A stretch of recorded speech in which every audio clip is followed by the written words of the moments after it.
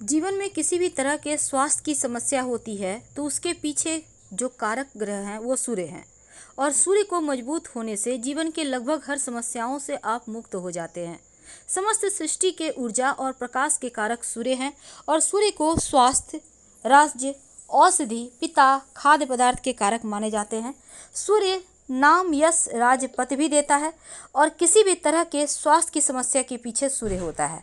तो सूर्य को जल देने के बहुत सारे तरीके हैं, लेकिन आसान उपाय क्या है, कैसे आप सरल तरीके से उनको आप मजबूत करें। देखिए, सूर्य को अर्घ्य देने से सूर्य हर तरह से अनुकूल हो जाता है। सूर्य को देखते हुए जल चढ़ाने को ही अर्घ्य देना कहते हैं और सूर्य के साथ 9 के 9 ग्रह भी मजबूत हो जाते हैं।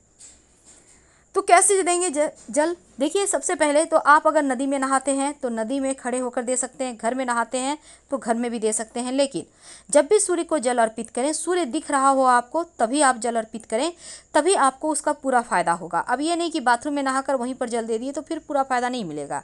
तो उगते हुए सूर्य को अर्घ्य देना सबसे अच्छा होता है। नवोदित सूर्य को अर्घ्य देने से जीवन के सारे कष्ट खत्म हो जाते हैं।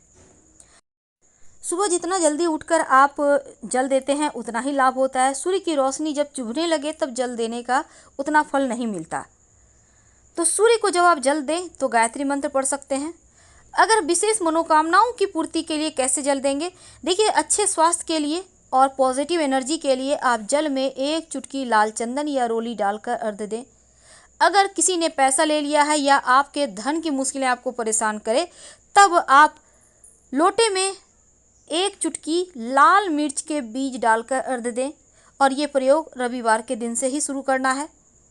अगर जीवन में आप चाहते हैं कि स्थिर लक्ष्मी प्राप्त हो तो थोड़े से 1 चुटकी अक्षत डाल के सूर्य को अर्घ्य दें। स्थिर लक्ष्मी की प्राप्ति होती है। और इसके साथ ही अगर शिक्षा और एकाग्रता के लिए जो खास के स्टूडेंट हैं, जल में स्याही होता है ना, ब्लू कलर, उसको डालकर अर्घ्य दें। अगर आप चाहते हैं कि जीवन में जो खुशियां हैं वो प्राप्त हो, जीवन में मिठास कायम रहे, तो 1 चुटकी मिश्री डालकर भी अर्घ्य दे सकते हैं। आप चाहें तो गुड़ डालकर भी अर्घ्य दे सकते हैं।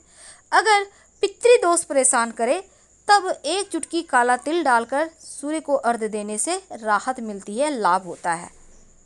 अगर चाहते हैं इंटरव्यू में सफलता मिले तो जल में गुड़हल के पुष्प, लाल गुड़हल के पुष्प डालकर अर्पित किया करें, तो आपको नौकरी रोजगार में सफलता मिलेगी, इंटरव्यू में आप सफल हो जाएंगे। और पितृदोष की शांति के लिए, बाधा निवारण के लिए जल में तिल और अक्षत मिलाकर अर्घ्य दें तो ज़्यादा शुभ होते हैं। और चाहते हैं कि जीवन में हर तरफ से, चारों दिशाओं से आपकी जय जयकार हो, आपको लाभ मिले, तो प्लेन वाटर अर्पित करें, सादा जल। अगर शीघ्र विवाह की मन्नत है या फिर सुखद वैवाहिक जीवन के प्राप्ति के लिए आप सूर्य को जल देते इसमें 1 चुटकी हल्दी डालकर जल दें।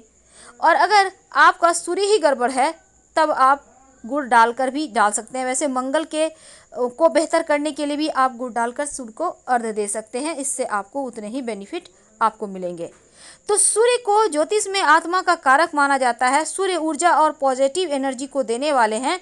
तो सूर्य देव का नमन करते हुए अगर उनको अपने अंदर समाहित करें तो आपका कॉन्फिडेंस बढ़ जाता है।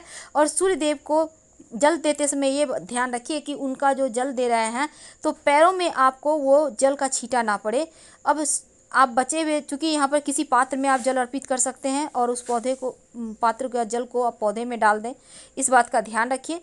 सूर्य देव के चढ़ाए हुए जल में से कुछ बचा लें, अपने हाथों में लेकर चारों दिशाओं में छिड़कें। तो ऐसा करने से भी आपके आसपास के एनर्जी, नकारात्मक एनर्जी दूर हो जाती है। और हमेशा ही आप सूर्य को जल देने के बाद प्रणाम करें और 3 बार वहीं पर खड़े खड़ परिक्रमा करके हनुमान चालीसा पढ़ें तो लाभ मिलेगा। हम आपसे विदा लेंगे। हर हर महादेव। धन्यवाद।